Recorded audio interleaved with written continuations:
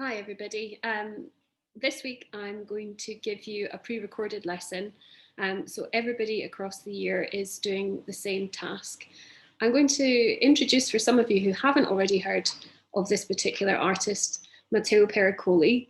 And he is somebody who's worked collaboratively with Birgate students before, and has certainly been very generous with his time with me as a fellow teacher, not least because he's a very well regarded author, teacher himself, and also illustrator and architect.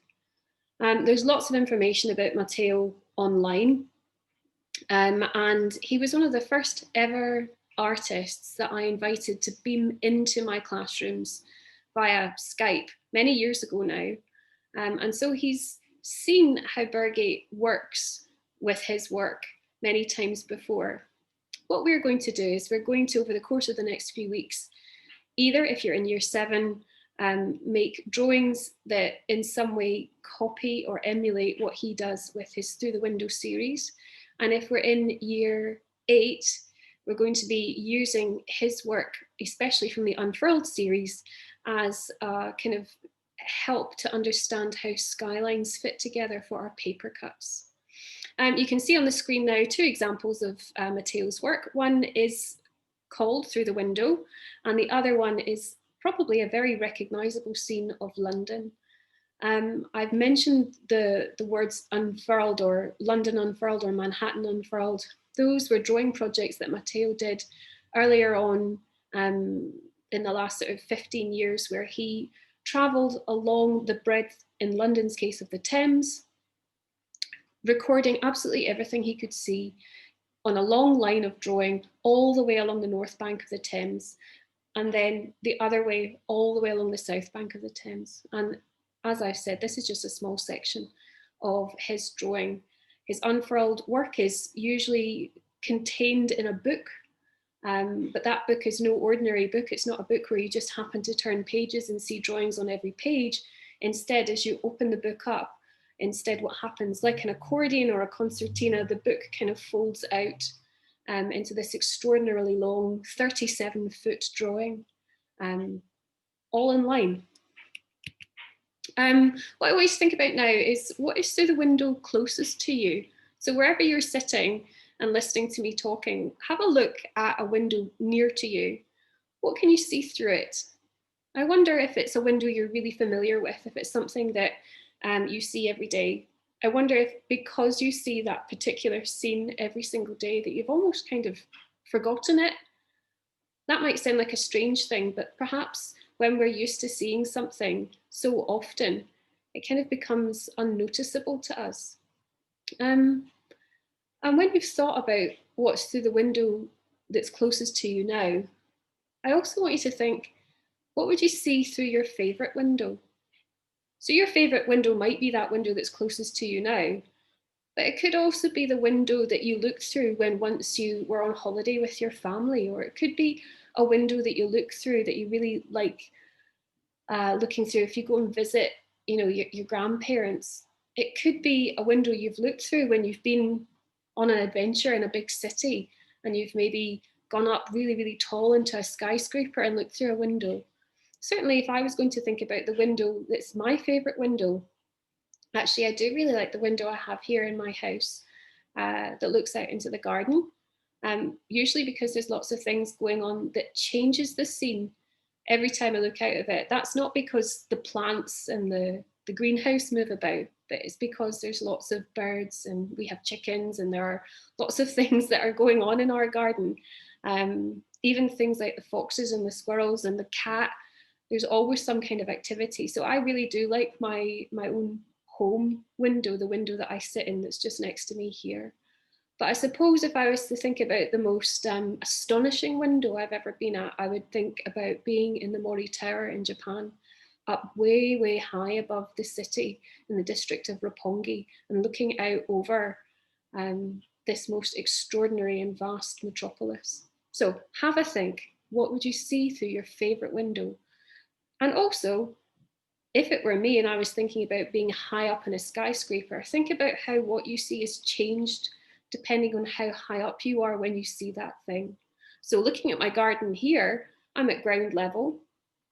But when I go up in a skyscraper, any of you have ever been up the Empire State Building, for example, you look out and you see the whole of Manhattan from an elevated view. And again, for lots of us, we've been looking at how we draw things based on our information at ground level, turning it into an aerial view, and also how we think about things as an aerial view as shapes that fit together. Last year, Matteo invited all of his Facebook followers to participate in a drawing challenge. So he has obviously been invested in making lots and lots of drawings through the window, all different windows, both around New York and also where he lives now in Turin. The challenge he set was to draw the view through your window where you are now. Now, that was a really kind of extraordinary and amazing project for him to do last year, maybe for obvious reasons. I'm not going to mention it now because something coming up will help us think about that more. But looking at the work we've got on the screen just now, we're seeing a collection of some of the drawings that Matteo thought were the most inspiring, that were sent to him, not just by younger drawers, but also by just other people who were interested in the project. So anybody was invited to draw the view through their window. Now, your task today is to watch the interview that I was lucky enough to record at the weekend with Matteo Pericoli. And I want you to answer the questions that are coming up on the next slide. You're going to present your answers as a Word document, please. And for Stretch and Challenge, of course, to make it look good, I'd like you to maybe include some visual images that you could get of Matteo's work from Google. And you can obviously insert them into your Word document. You're going to upload that saved Word document to Teams. And my recommendation is that the bare minimum of the interview that you should watch will be from after 1 hour, 3 minutes. So it was a very long interview.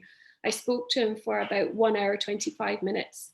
So if you start the YouTube clip from 1 hour, 3 minutes, then you will find all the answers to the questions I'm going to ask you.